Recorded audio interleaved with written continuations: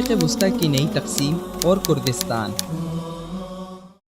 تقریباً 100 سال قبل استعماری قوتوں نے اپنے مذموم اہداف کے خاطر عرب بہار کے عنوان سے مشرق وسطی میں جنگ کی جو آگ بھڑکائی تھی، اس کے بعد جنگ کی یہ آگ آخری مراحل میں داخل ہو گئی ہے۔ اس آگ کی آڑ میں استعمار کا مرکزی ہدف شروع سے مشرق وسطی کی تقسیم اور یہاں کے وسائل پر قبضہ جمانا رہا ہے۔ چنانچہ خلافت عثمانیہ کی سقوط کے بعد استعمار نے مشرق وسطی کی جب پہلی تقسیم کی بنیاد رکھی تو قدرتی وسائل سے مالا مال علاقوں کو چھوٹی چھوٹی ریاستوں میں تقسیم کیا تاکہ انہیں ہمیشہ سیکورٹی رسک کے نام پر اپنے قبضے میں رکھا جائے اور منمانی شرائط پر ان کے وسائل کو لوٹا جائے۔ دیکھا جائے تو مشرق وسطی کی نئی تقسیم کا عملاً آغاز 9/11 کے بعد عراق پر حملے سے کر دیا گیا تھا، جس میں اس وقت بہت تیزی آ چکی ہے۔ مشرق وسطی کی اس نئی تقسیم میں فی الوقت ہدف مشرق وسطی کے 3 اہم ممالک یعنی عراق، شام اور ترکی ہیں۔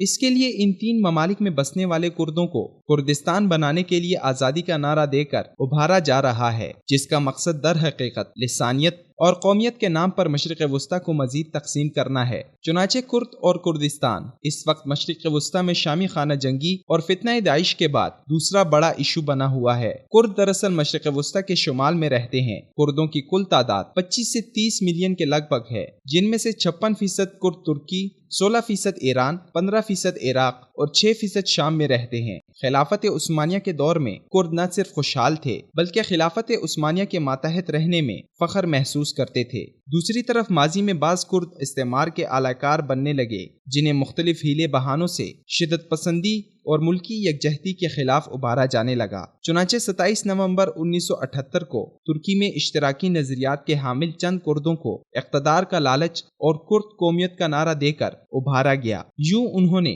PKK کے نام سے ایک شدت پسند جماعت کی بنیاد رکھ دی۔ ترکی اور PKK کا تنازعہ 1978 سے آج تک چل رہا ہے۔ اپنے قیام ہی سے PKK نے ترکی کے خلاف دہشت گردانہ کارروائیاں کی، جس کے نتیجے میں کئی ترک اور کرد شہری مارے گئے۔ ترک حکومت کی طرف سے اس جماعت کے خلاف بھرپور ایکشن بھی لیا گیا اور کئی بار ان سے مذاکرات بھی کیے گئے، لیکن عموماً اس گروپ کی طرف سے امن معاہدوں کو توڑا جاتا رہا۔ چنانچہ آخری بار 2012 میں طیب اردگان کی کاوشوں سے ترک حکومت اور PKK کے مابین امن معاہدہ ہوا، لیکن زیادہ عرصہ چل نہ سکا اور 2015 میں اردگان پارٹی کے دوبارہ الیکشن جیتنے کے بعد PKK جماعت مذاکرات سے منحرف ہو گئی اور ترکی کی سلامتی کے خلاف کارروائیاں کرنے لگ گئی۔ چنانچہ اس وقت شمالی عراق میں کردوں کی علیحدہ حکومت قائم ہے، جسے ایک طرف داعش کا خطرہ ہے، دوسری طرف عراقی حکومت اور کرد اپوزیشن جماعتوں کا خوف، جبکہ امریکہ کی محتاطی الگ ہے جو شاید ہمیشہ رہے۔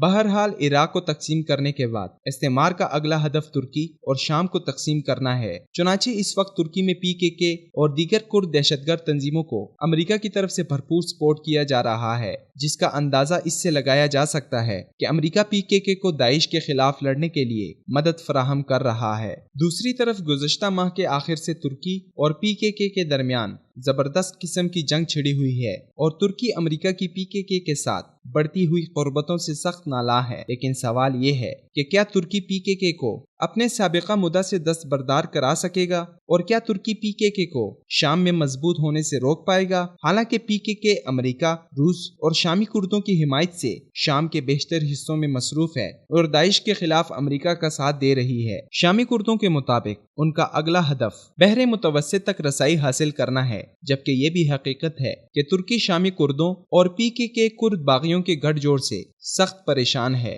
اور ان دونوں کے خلاف مل کر آپریشن کر رہا ہے۔ اس سلسلے میں عراقی کرد حکومت کے ساتھ بھی ترکی نے مذاکرات کیے ہیں تاکہ وہ PKK کو عراقی کرد حکومتی علاقوں سے بے دخل کرے، بلکہ گزشتہ سال ان علاقوں میں روپوش PKK باغیوں پر ترکی نے بمباری بھی کی۔ یہاں ایک اور سوال یہ پیدا ہوتا ہے کہ کیا عراق، ایران، ترکی اور شامی کرد مشترکہ طور پر ایک ہی کردستان کا مطالبہ کرتے ہیں؟ چاروں ملکوں میں بسنے والے کردوں کی تہذیبی اور ثقافتی کلچر اور سیاسی صورتحال کا جائزہ لینے کے بعد یہ حقیقت واضح ہوتی ہے کہ سارے کرد مشترکہ طور پر متحدہ کردستان کے حامی نہیں ہیں، کیونکہ ان کی زبان اور دیگر ثقافتی روایات ایک دوسرے سے الگ ہیں۔ چنانچہ عراق کردوں میں 1973 سے 2006 تک مسلسل اختلاف چلا آتا رہا۔ نوبت یہاں تک بھی پہنچی کہ عراقی کردوں کے لیے 2 علیحدہ کرد ملک بنا دیے جائیں۔ اسی سے یہ بات اچھی طرح سمجھی جا سکتی ہے کہ ترکی میں PKK جو کردوں کے نام پر کردستان کردستان کا مطالبہ کر رہی ہے اس میں کتنا دم ہے،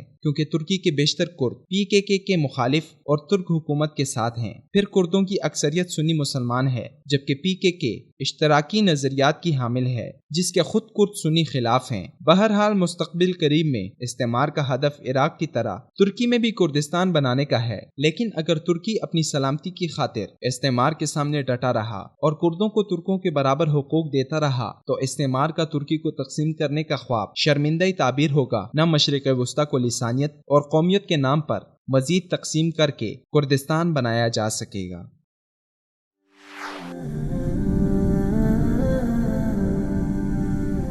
وصال اردو، حق کا راہی